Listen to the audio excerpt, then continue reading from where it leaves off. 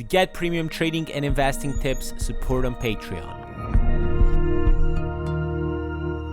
How's it going, everybody, and welcome to another Market Watch video. Guys, we talked about a lot of stuff today in stream, so if you have time, make sure to join from Monday to Friday, 5:30 p.m. UK time. We talk a lot about trading and investing, and we came up with a lot of good ideas. And today, as you can see on screen, EA released the new silver objective key, looking very good. I'm definitely completing it because I love these objectives. I hope EA releases more of these sort of stuff. They have been releasing it every week, so we hope for more because it's just something amazing that they have been dropping. And as you guys can see on screen, today we talked a lot about the rule breaker cards because I do think the higher end ones, they are close to their very buy time, and I'll explain why. But first, what you need to know that EA today didn't release any of the SBCs that give us supply because the SBCs dropped on the market have untradeable packs, but the new team of the week should generate some of the supply going into Thursday. We're going to talk about the new team of the week as well, but the buy time for the highest end rule breaker cards, in my opinion, is tonight, late evening, or tomorrow before the rewards. Why? Because the highest YouTubers, streamers, the biggest ones like Run the Foot Market, like Flare FIFA, they're talking about the buy time of these cards Thursday with the rewards. I saw specific questions in their chat, like when to buy Costa, and Flare, for example, said buy on Thursday with the rewards. I do think he means well, and of course, if you snipe him and if you're lucky with it, you're gonna get it lower than what we are trying to target these guys right now. But I do think that the best time to buy them right before everybody jumps on these investments are right before the supply, right before tomorrow with the supply dropping in sometime late tonight into tomorrow. If you get these higher end cards, 15, 20k lower than what their prices are right now, Costa, Kane, Nangolan, Mertens, Laporte, all of these dudes, in my opinion, have the buy times tonight just because you want to be ahead of the crowd. This was our investing strategy from the start. If you guys remember, I told you to sell on Wednesday before the weekend league most of the cards because you wanted to be ahead of the crowd. I knew people are planning with the rewards, with the coin influx in the first week to sell them. Most of the cards, the gold ones and the meta ones, that actually started dropping from Wednesday. Wednesday was the highest point for most of the cards because we went with this specific strategy.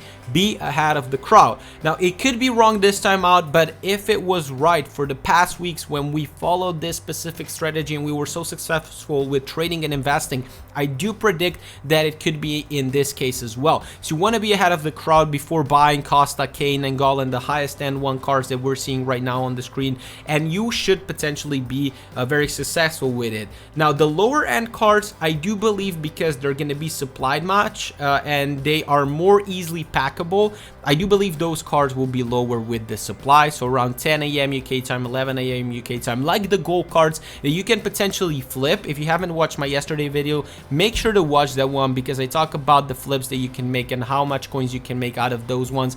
Make sure to watch it because the gold cards also should have a lower point around 10 a.m. UK time. That's when you should buy them and sell them late evening or into Friday as a flip into the weekend league. And I do believe the lower end, like Andre, Camara, Lazari, Dumfries, Ocampos, are going to react in the same manner.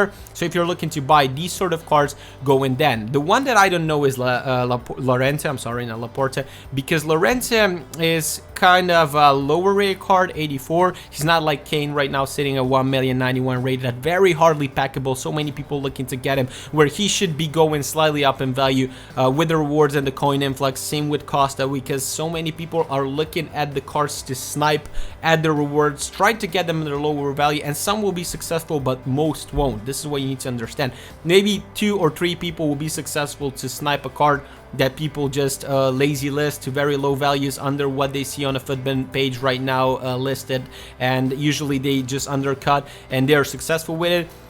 But you probably won't. Also, if you don't have very quick connections to the servers, this is the best way to go with it, in my opinion, as so many people will jump on these cards and the demand increases so much. The best time to go in is when the demand is the lowest, and I do think that most of the traders aren't going in on the Thursday supply with these cards that are very high rated, hardly packable.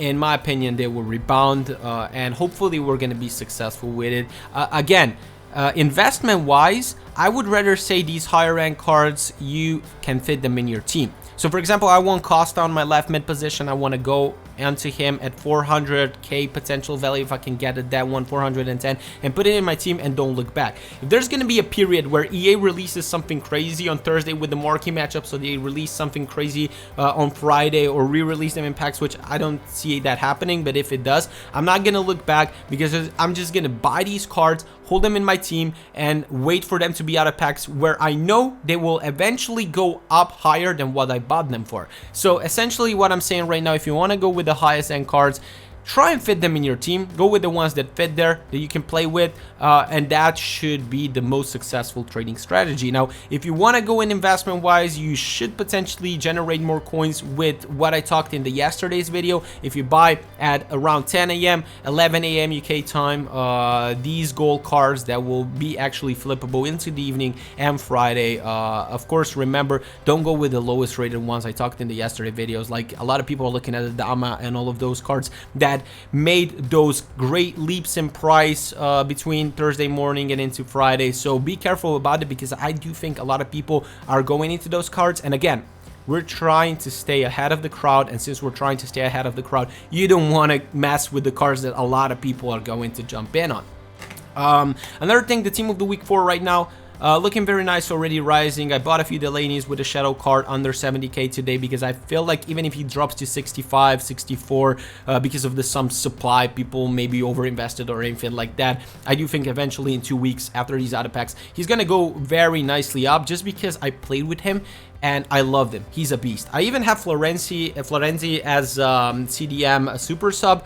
Great card, bought it at 12.5k, waiting for him to rise up. Rashford today already rising nicely, but because a lot of the traders in the trading community said to buy him today before going out of packs, because they didn't catch potentially the low point at 600k, people started buying, even though in Discord I told you guys to potentially try and snipe him at 590 or something like that before he shoots up, and this is what he's doing. If you have a Depay, a lot of you have asked me in the stream as well, like I would sell between 105 and 110k. I can't see Depay getting that much hype as, for example, someone like Delaney or Rashford, because these two cards are kind of separate between each other in terms of hype and all of that. As for example, if you just look at the team of the week 3 cards, where you had Walker, who had mad hype just because he's a unique card, was a unique card on that specific position until today. And for example, if you compared him to Firmino or Ramos, who took a bit more to rise just because of the hype that a specific card had. And today we got the new team of the week. I'm gonna refresh it because I was talking for like 6 minutes right now in this video, and Gomez is dropping nicely to 710, because this is the thing. A lot of people ask me right now, should I buy Gomez at 800k? I said it was very risky, just because you're looking at the card that his gold value is right now sitting at 100k value. That was like 8 times higher than his gold valued card. I do think that's too much. I do think a card can be like 4 times the value of what his gold card is. I do think looking at the prices of Laporte, looking at the prices of Walker, Gomez has to be between 400 and 500k of values, and right now he's too overpriced. So if you're looking to buy, I do believe that most of these higher end like Valverde, Zaha, Gomez will be best buys on Sunday evening. Why? Most of the crowd saw that on Monday morning was the lowest point for the team of the week 4, and you want to again play the rule, the playbook, be ahead of the crowd. You want to go in these cards right before they try to invest. But there's another issue here in this team of the week. If so many will buy on Monday, on Tuesday, if EA does something good with the UCL marquee matchups like they did for the team of the week 2, we might team of the week 3, I'm sorry, we might see the team of the week 5 actually dip a bit with the UCL marquee matchups, so there might be 2 potential buy times. We're gonna monitor these cards closely as we go through the streams, guys. Monday to Friday, 5:30 p.m. UK time. Make sure to be in there, because we're gonna be looking at these cards specifically, seeing which are the good buys and how the price movements are gonna go, and then we're gonna actually find a buy window for all of these guys that can make us profit. Of course, someone like Guerreiro, Alberto that are 86 rated under 20k should be already good buys. If you buy one of each, just store them in your clubs. Buy one of Silva under 25k, store him in your club. The 82 rated cards, I mean Lopez 15k, great buy if you store him in your club. Wait till the end of November, just let him sit there. If you have an excess of coins, currently I have like close to 1 million coins, of course buying a card for 15k and storing it in my club as a long-term value where I know I will potentially sell him for double the price at 30k. It does nothing to me. I just store the value, I have it there, it's a long-term investment, doesn't stock up my trade pile, and I know I will make good profits. But to cut this short, guys, the 82 rated at this card, even if not from the best leagues, just buy one of each, store them in your club. Like, if you have enough coins, you'll generate more as we go, and in November you're going to be back on this video and you're going to thank me. Another thing, the last thing that I want to warn you about is my man Paulinho, because a lot of guys probably are looking at it right now. Is he still extinct? Seems like he's still extinct. Every year, guys, this happens. This dude will find a lower point. Maybe he's gonna get up the price range. This is very risky buying him right now. I don't recommend you go in, but maybe he's gonna find a lower point into Sunday or maybe into Tuesday, depending on how the market goes, and then he's gonna go into a slight uptrend. When he goes into a slight uptrend, I do think that's gonna be the one of the very few uptrends that you will see that you will basically be able to profit from a card that's not from the top 5 leagues. We saw it in the past years with Hulk, with all of these cards that went to like 300k of crazy values, and then when they got out of packs, they had a small uptrend, and from that moment on, they just kept dipping in value as the weeks go by, just because people can't link them in their teams. Usually people have the teams from the top 5 leagues, and the like not so many will use Paulinho as a super sub, like a CM super sub. Usually people go with a striker with a forward as a super sub to substitute. We saw Alessandrini a few years back, that was a very good investment, but he was a forward. This one is a midfielder. So just looking at it, I do think it's high risk investing. I would rather consider you guys stay away from him. If you want to link him up with Talisca right now, I do think you can buy him at a low point, but as we approach the end of November, he's going to really touch a very low value at that specific point. So I would just consider you guys wait for that. As the market goes down, he'll follow it and you will buy him then. Guys, if this video was informative, drop a like on the video. Tomorrow we go another round on stream, 5:30 p.m. UK time, Monday to Friday, every day. Hope these videos help you out. Hope you guys are safe. Hope you guys are doing mad coins, and I'll see you tomorrow. Have a good one. Cheers.